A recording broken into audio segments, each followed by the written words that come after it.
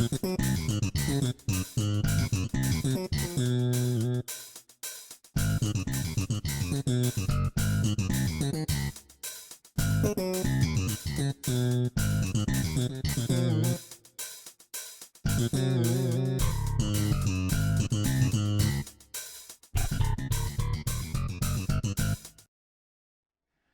what's up, Emerald Coast? I'm RJ Murdoch. This is not Chris Seaman. This is actually Tony Ferreira. Did I say it correctly? Yes, you did. Tony Ferreira is correct. I always want to say Ferrari because he's such a type of guy. But hey, you're welcome to What's Up, Emerald Coast. Today is Wednesday, May 27th. Yeah, sounds like it's been like it for the last lots of things happening in the news today. The biggest thing, the big geek thing for me is later on, is the SpaceX launch happening over in the over down at the Cape Canaveral. So Yes. today around 3:30 our time. Yep. Yes, for 4:33 is what the projected time frame will be over there, but we may have to tune in on some of that. So the reason why Tony's here is Chris needed to take some time to work on some stuff, and actually I had Tony coming in just because I was actually going to try to train him to work behind the scenes and switch cameras for us just so he can get some practice. Tony and we do the live stream over at St. Mary's Church. Tony's been really instrumental in getting them up to speed. They've got 3 PTZ cameras, they've got the Blackmagic switcher, they've all the gear, and now they're actually building a production booth because it's the norm now. I think it's one of those things that, the writing's been on the wall, and it finally took this pandemic to finally say, hey, churches, you can reach a lot more people outside of who can actually physically come. Yep. It's an easy way to welcome people into our church and to give them an insight of who we are every Sunday, and how we celebrate and how we worship on Sundays every weekend. So it's been a great thing to be able to take this skill set, to take this beautiful tool of broadcasting live to multiple people and share Jesus with the world. Yeah. Well, and not only that, you're trying to, well, I'm helping out because I'm helping take over the cameras because he's busy, all right, adjusting the audios for the musicians and making sure everything's right. And then, I think we actually have, I think I have a shot of that. Let's see if I can pull it up real quick. The St. Mary's Facebook page is where they're streaming to that and YouTube at the same time, but they're also doing words underneath as well.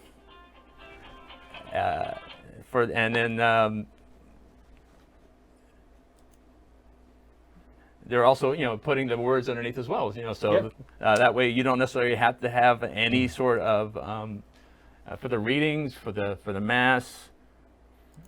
So typically on a Sunday we used to hand out a worship aid that on a booklet and would have all the parts of the mass so that those of our guests and those who are in our pews can follow along easily, because sometimes it's difficult to understand. We're just implementing an in-house assisted listening device system for our elderly and for the hard of hearing. But it's nice to keep track of where you're at, because a beautiful thing in our liturgy is that prayers change weekly, and you kind of want to know what's being said. And they're beautiful written words of our prayers of what we want to give for Thanksgiving. So, it's been fun. It's been RJ's been great in helping me out with the video broadcast of it. He brings a lot to the table as far as the production part of the video part, or at least the oh no, that's not working right. What do we do now? Exactly. So, he's been very instrumental in keeping me sane over there, because you're still trying to do in-house sound. You're still trying to do live stream sound. You're trying to keep the lower thirds going and making sure that everything else around you is going smoothly. But with today's tools, a one-man band can sort of do it. Yeah. But it's nice to have a helper. It is. No, absolutely. There's been Chris always complains all the time, like, I can never engage in conversations because I'm too busy trying to get everything all switched up, bring up the lower thirds. Hey, this is Tony, I'm RJ, and then bringing our guests through Zoom and all that. But it's doable. Very much. But then add a host aspect to it as well. Absolutely. That's why I'm missing my man here. I appreciate the fact that you were here. And I have this thing I call Murdoch's Law. Murdoch's Law, I hope one day that it will actually be as famous as Murphy's Law. even though because they sound sort of the same. But Murdoch's Law is when you're waiting for something to happen and it doesn't seem like it's going to happen, act like it's not going to happen, and two things are going to happen. Either A, it happens, or B, you're already prepared for when it didn't happen, so you're not frustrated and you're ready to go. Well, that turned out to be the case today because my co-host Chris was running kind of late and I hadn't heard anything yet. So I'm like, you know what, Tony? Murdoch's Law. And here we are. So, I got to do some quick shameless plugs. Yep. Right now, if you're watching us live on the Emerald Coast TV Facebook page, but we're also live on YouTube, Roku, and Amazon Fire at the same time, which is kind of cool. World of technology. Kind of cool. And then also, we've set up a What's Up Emerald Coast Facebook page. We'd love to be streaming to it directly, but I think we have only a handful of people who have actually liked that. So if you get an opportunity, go ahead and like both pages because we're going to be basically transitioning over there. And then when we start doing some promotions and some other information, we're going to be sharing it to that page. So it might be a good idea to go ahead and share it. And then we always have a shameless plug for our crabisland.com. That is something that Chris Seaman has set up, and he's a big fan of Crab Island. And it's actually, when you do an internet search for the Destin area, on Okaloosa Island, all that kind of comes up. So if you're one of the in the hospitality or attractions or entertainment aspect, you may want to consider getting in touch with Chris and see whether you can get yourself on that website because people go to it. And lots of people go to it. There was lots of people this past weekend over there. Yeah. So, one of the other things that Chris and I normally do, we'll do the National Day because most people don't really know what days it is. And sometimes it's kind of a surprise. But one thing that's never a surprise is that there's always at least one food item. And it didn't fail for today. We have that's not the right one. There we go. There we go. National Grape Popsicle Day. Very specific with the grapes. Specifically grape. I mean, I think just a popsicle day is a great day anyway because it's cool and refreshing. But in this particular case, they decided it needed to be grape. And Chris always thinks, it's one of the industry things. Is there a specific industry for grape popsicles? I don't think so. So I think it's just somebody who loved grape popsicles so much. And I wonder what it takes to actually register a day to be a national day. Yes. You know what? I'm going to look into that because there should be. We're going to have a national. We're going to have a national What's Up Emerald Coast Day. That's what I'm looking at. And then the little known National Cellophane Tape Day. Now that doesn't seem like much. But sometimes you take for granted the technologies. I mean, that was developed back in 1930, originally for the food packing industry, for like packaging clear cellophane packages. But they didn't quite get all the bugs out of it, and then DuPont came up with the heat seal. So they lost out on that. But then home and offices ended up loving the idea of invisible tape. So where would we be now without being able to scrapbook or put things up on a school bulletin board? Well, I can tell you a quick story real quick because I didn't grow up very much being able to use that cellophane tape. My mom was a nurse, so we always had medical tape around the house as our taping. So when I started working in an office and I go use cellophane tape, I was like, wow, this works so much better than medical tape. Well, but I will say medical tape will actually stick much better to clothing. Yes. It's much better at that. So and then one of the last day I want to go ahead and point out for right now is it's National Senior Health and Fitness Day. So, it's probably a good time to go ahead and maybe, hey, Mom, how you doing? You want to go for a walk? Let's go take a walk. Social distancing right now still. Right, but still. They're the ones that are really probably suffering the most right now from isolation because everybody's, they're the most vulnerable at this aspect of it. So if you're pretty much free and clear and you go and you've got a relative nearby or a friend who's an elder in that vulnerable age range or something like that or health conditions, don a mask and go take a walk with them.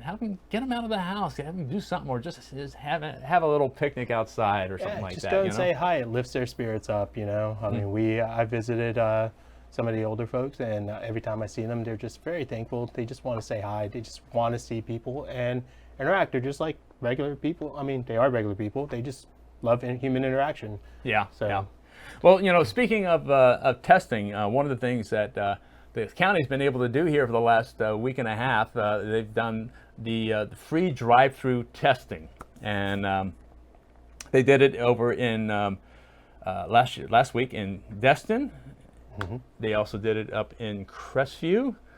Yesterday they did it in Baker, and we're going to get back to that Baker in a second here.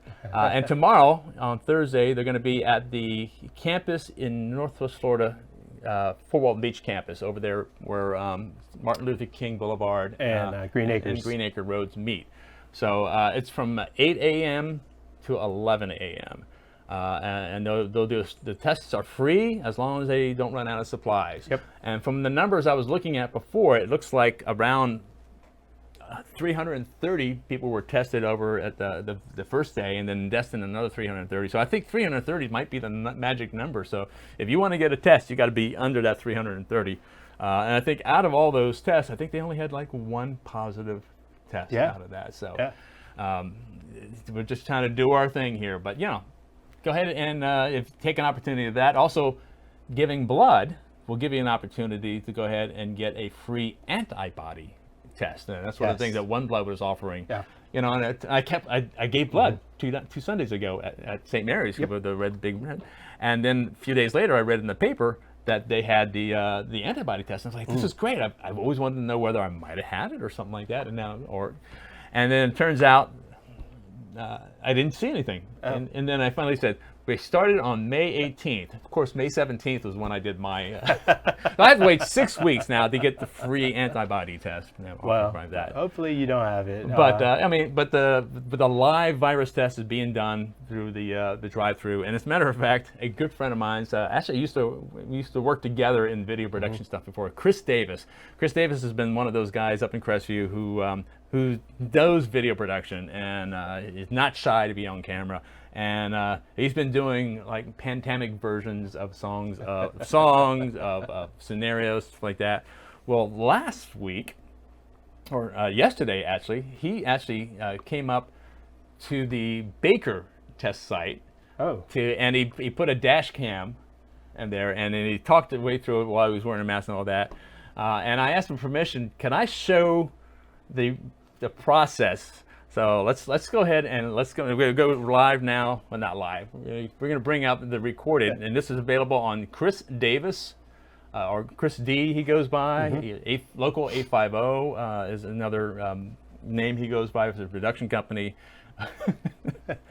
So if you want to know, if you go to the Fort Walton Beach site tomorrow, what your experience is going to be like after you've given your name and information, and you drive up to the next step where they actually do the testing, here it is. Oh God, here we go. Getting directed in. Station number 1. Pulling up. Oh boy.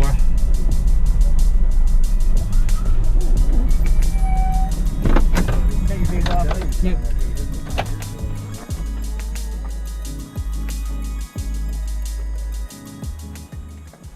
All right, sir. What's your name for me? Chris Davis. Chris Davis? Yep. Chris Davis. Okay. So this is going to be kind of uncomfortable, okay? It's going to go up both nostrils. Oh, both? I thought it was just one. No, both. Oh, dang. All right, so whenever you take your mask off, I'm going to have you cover your mouth with your other hand. That way, if you sneeze, it doesn't get on me, okay? I'll just keep my mask on my mouth, actually. All right, that works.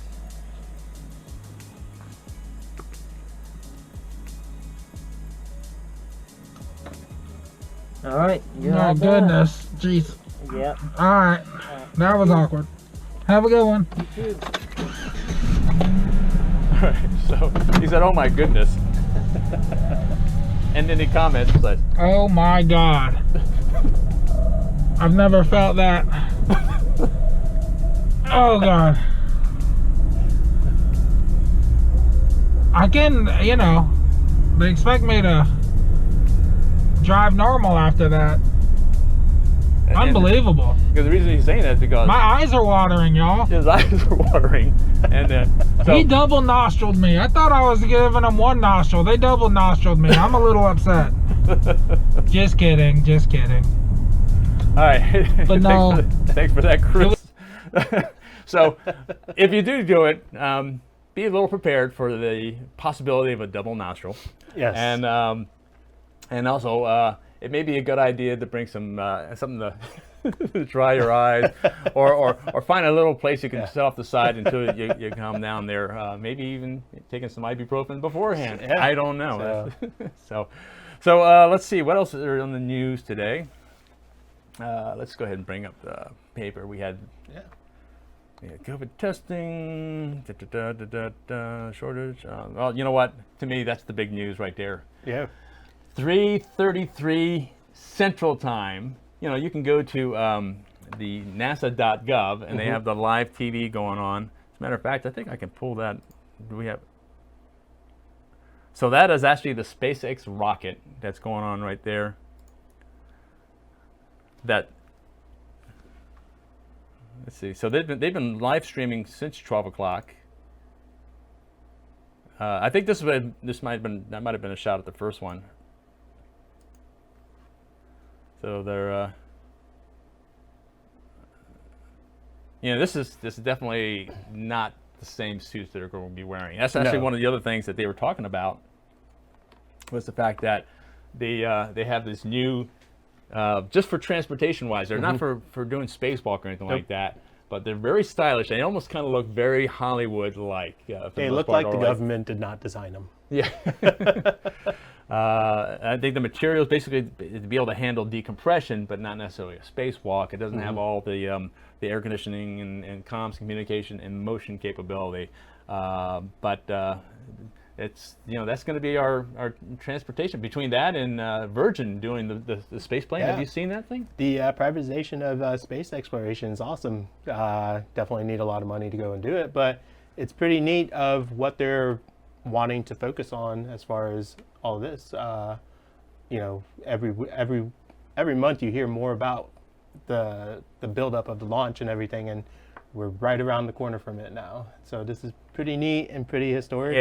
It's exciting only because it's been a 9-year drought since we've launched any individuals. Yeah. I mean, there have been space launches going on, but this is the first time we're actually going to have a manned space flight. So that's kind of exciting, especially launched also here that in the United States, and actually because of the fact that it's a private company working in conjunction with. So they're going to become the taxi service for the International Space Station with that service. Yeah.